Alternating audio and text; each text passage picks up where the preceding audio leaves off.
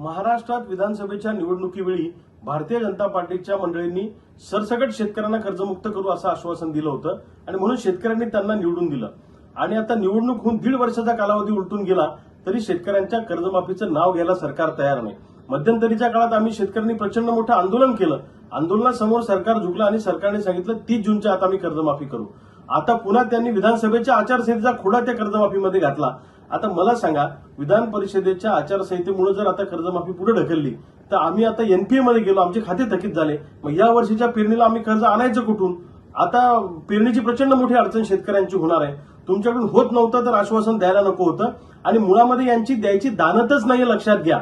याच्यामध्ये जाचक अटी घालायच्या, जाचक निकष घालायचे आणि कमीत कमी शेतकरी कसे कर्जमाफीमध्ये बसवता येतील हा याच्या पाठीमागचा सरकारचा छुपा अजेंडा आहे.